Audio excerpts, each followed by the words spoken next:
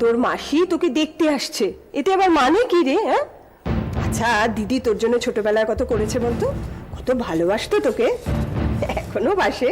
বড় মাসিকে কে বললো আমার কথা? শোনো ছেলের কথা, কে আবার বলবে? আমি বলেছি। আর মাসি কি আলাদা হলো রে? তুমি কাজটা ভালো করোনি মা। কেন? অংশুমান যে এখনো বেঁচে আছে পুলিশ কিন্তু জানে না। কথাটা আমার ছেলেকেই বলতে দাও বৌমা। তুমি একটু বোঝার চেষ্টা করো মা। সীমা আর আমি যে জীবনটা কাটাচ্ছি না সেটা ঠিক নর্মাল নয়। সারাক্ষণ মাথার উপর খাড়া ঝুলছে, যে কোনো মুহূর্তে শরীর থেকে মাথাটা আলাদা হয়ে যেতে পারে। কি করো না তুমি? মাসিকে আসতে বারণ করে দাও ব্যাস। না, এটা সম্ভব না অংশু, এটা হয় না।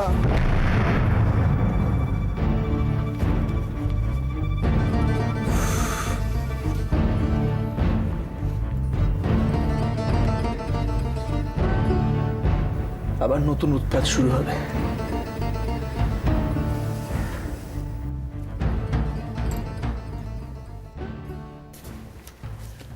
কি রে খোকা, কি হলো?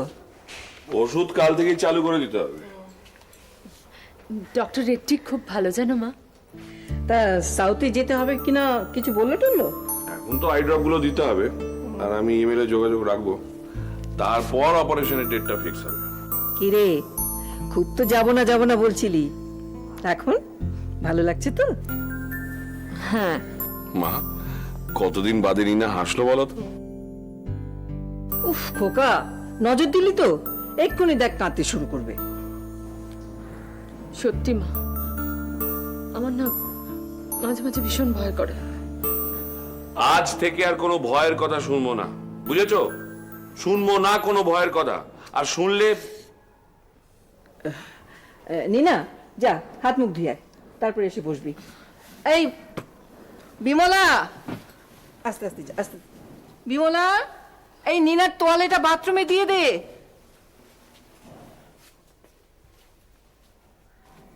খোকা, বলো মা।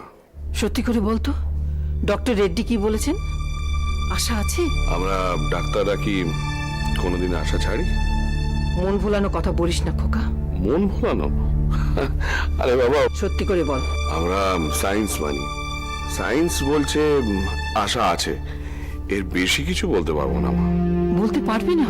আমি কেন, কেউই বলতে পারবে না, তবে আমরা সবাই চেষ্টা করব, এইটুকু বলতে পারি। কি জানি কি পাপ করেছি, এত পুজো আচ্ছা যাগযজ্ঞ সব মিথ্যে হয়ে যাবে। না না, আমার নারায়ণ কখনো এত মিথ্যে হতে পারে না।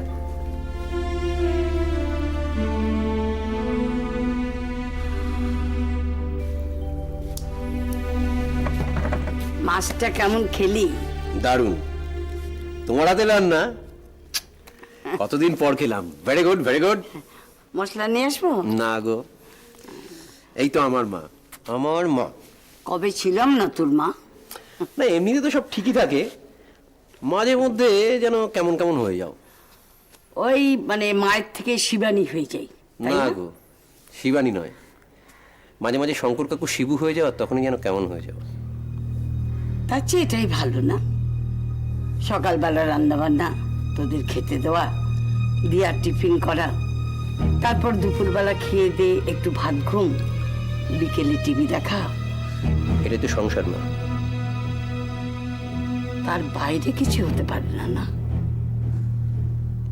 পারে কি? পারে রবি, আর পারে বলেই আজও মানুষের কাছে জীবনটা একটা রহস্য। কি বললে? জীবনটাই রহস্য? জীবন রহস্য? বাহ! দিনকে দিন তো শঙ্কর চৌধুরীর মতো কথা বলছো। কি বললি? বললাম শঙ্কর চৌধুরীর মতো কথা বলছো। শঙ্কর চৌধুরী? ওনার পদবী চৌধুরী তো। কাকুটাও বলার দরকার মনে করছিস না? না করছি না। ফিরে যেতে পারবে অতীতে? পারবে না। তার সেটাই তো ভালো মা। কোনটা ভালো কোনটা খারাপ সেটা ঠিক করবে কে? আমি। খুব বড় হয়ে গেছিস না? গেছি মা, আর বড় হয়ে গেছি বলেই বলছি শঙ্করবাবুর সাথে কথা বলাটা কমাও।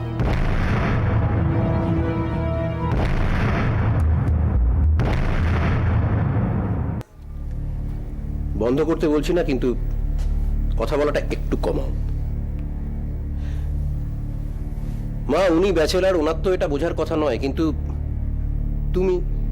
তুমি ওনাকে একটু বোঝাও। আর ওনার অ্যাটলিস্ট এটা বোঝা উচিত যে তুমি একটা শক্ত অসুখ থেকে উঠেছো, তোমার বিশ্রাম দরকার। মাছের ঝোলটা কিন্তু সত্যি ভালো হয়েছিল। বিকেলবেলা মাছের মুড়ো দিয়ে চচ্চড়িটা রেঁধে রেখে এসে খাবো। আর কথা বলাটা সত্যি একটু কমাও মা।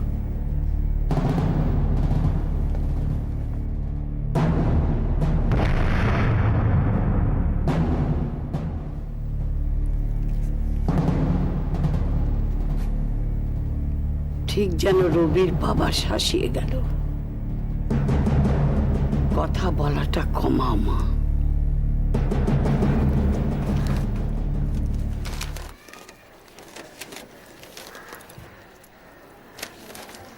ফাটাফাটি ব্যবসা না দিয়া, তুই শোন, কোনো খাটাখাটুনি নেই, শুধু টাকাটা ইনভেস্ট করতে হবে। তুই পেয়েছিস? হ্যাঁ, আমি পেয়েছি বলে তো তোকে বলছি। বাড়িতে বরকে বলেছিস? না। ওমা কেন? বলবি তো, উনি ব্যবসাদার মানুষ, ঠিক বুঝতেন। কি হলো? প্রদীপটার তো এখনই আসার কথা।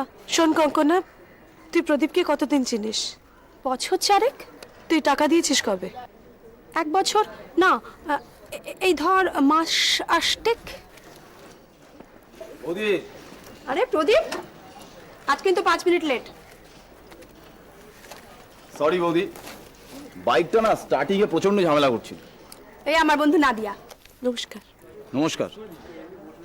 ভারী অদ্ভুত নাম, নাদিয়া। চলুন না কোথাও বসে কথা বলা যাবে।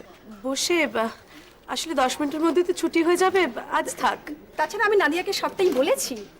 আমার শুধু একটাই ভয়, টাকাগুলো ডুবে যাবে না তো? আমি তো বলবো না, তবে আপনি আমার কথা বিশ্বাস করবেন। আগে আমাকে ভালো করে চিনুন, জানুন, তারপর না হয় সিদ্ধান্ত নেবেন।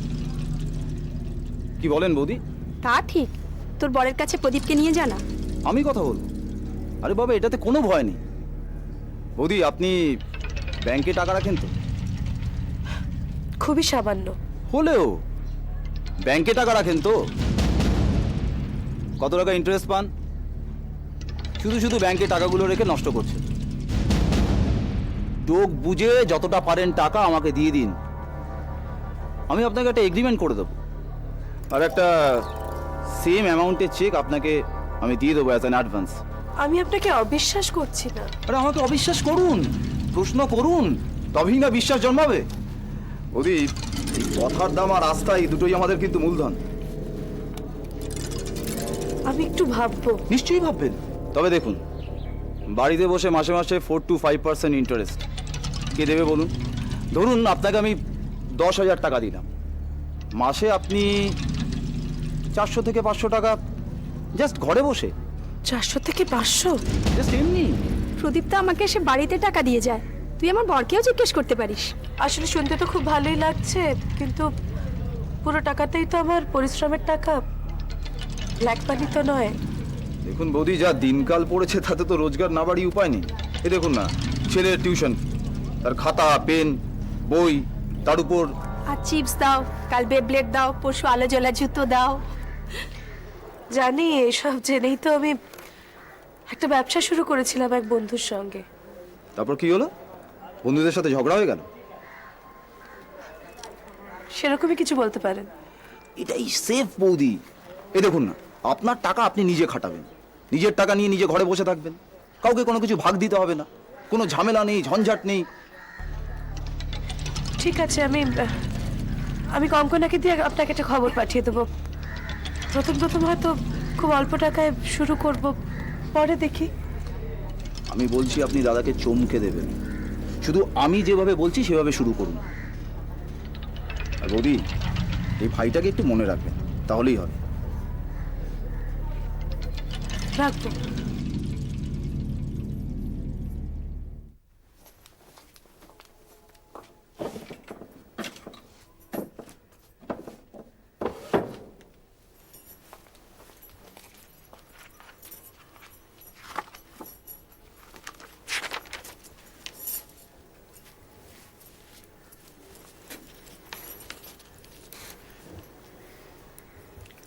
বৌমা, আমি কিছু করব? না মা, এই ধোপার বাড়ির হিসেবগুলো লিখে নিলেই হয়ে যাবে। আপনি বিশ্রাম নিন মা।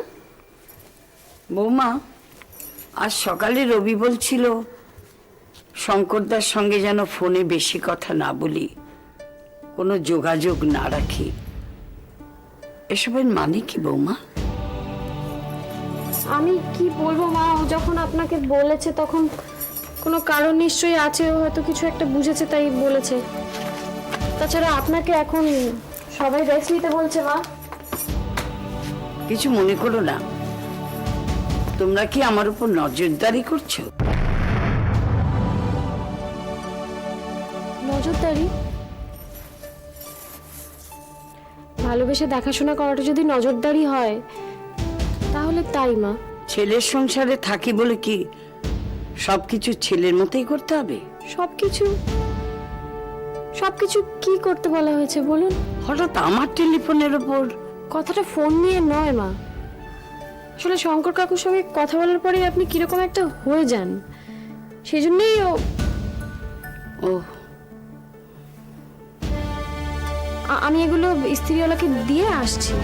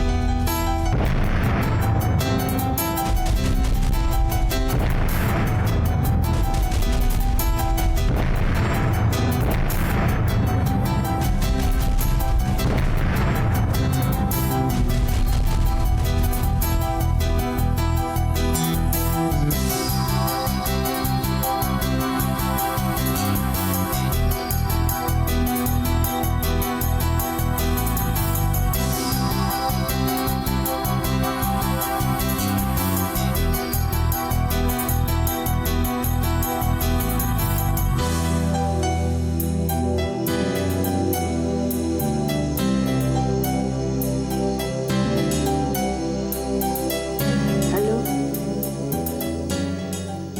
আমি শিবু বলছি। শঙ্করদা, এখানে সবাই আমার সঙ্গে কেমন যেন একটা ব্যবহার করছে। আমার ছেলে রবি, সে আমার সঙ্গে কেমন একটা ব্যবহার করছে। ওরা কেউ চায় না তোমার সঙ্গে আমি কথা বলি।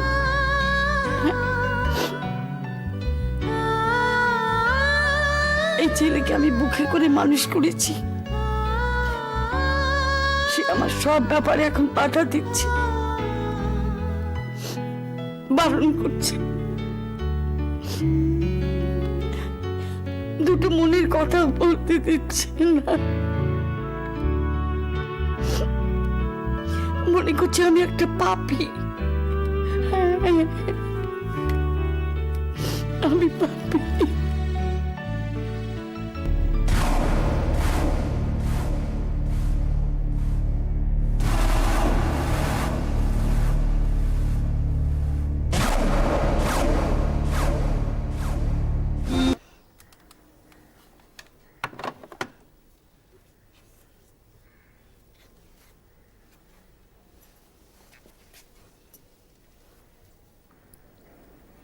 মা, আমি যা করব, যা বলবো, তার জন্য তোমাদের কাছে কোনো কৈফিয়ত আমি দেব না। কৈফিয়ত কেউ চাইছে না মা। চাইছো বৌমা, তোমরা সবাই তা চাইছো। আপনার ছেলে আপনার জন্য খুব চিন্তিত মা। তোমাকে বলেছে রবি? আমি কি বুঝি না? মুখে বলাটাই কি সব? রবির যদি তার মায়ের প্রতি এতই দরদ, তাহলে সকালবেলা 10টা মিনিট সময় দিল না কেন? পাশে বসিয়ে তো জিজ্ঞাসা করলে পারতো, কি হয়েছে মা তোমার? কাকে বলবে ও? আপনি কদিন সুস্থ ছিলেন। অতীতের ভূত যখন ঘাড়ে চাপে তখন মাথা ঠিক থাকে না বৌমা। আজ যদি জীবনের হিসেব নিয়ে বসি, সেখানে থাকবে শুধু শূন্য। শূন্য ছাড়া আর কিছুই থাকবে না, তাও আমি জানি। মা এসব কি বলছেন?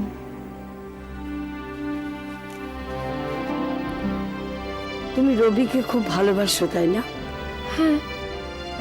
তাকে ভালোবেসে অন্য কাউকে তো বিয়ে করতে হয়নি, বলে বুঝতে কি জ্বালা। আর সংসারে পাহারাদারি করতে করতে সত্যি আমি ক্লান্ত হয়ে পড়েছি। তাই তো বলছি মা, এবারে আপনি একটু বিশ্রাম নিন। বিশ্রাম নেওয়া মানে কি শঙ্করদার সঙ্গে ফোনে কম কথা বলা, তাকে বাড়িতে আসতে না দেওয়া? মা, কি মনে করেছো তোমরা এ বয়সে মায়ের মতিভ্রম হয়েছে? নতুন করে প্রেমে পড়ে প্রেমে হাবুডুবু খাচ্ছে? না মা। হ্যাঁ, তাই তোমরা ভাবছো। বৌমা, রবিকে বলে দিও এই বয়সে প্রেম মানে দুটো মনের কথা বলা, আর কিছুই নয়। রবির তো অফিস আছে, তুমি আছো, দিয়া আছে, শেষে আমিও আছি। কিন্তু দুটো মনের কথা বলার জন্য আমার কি আছে বলো তো?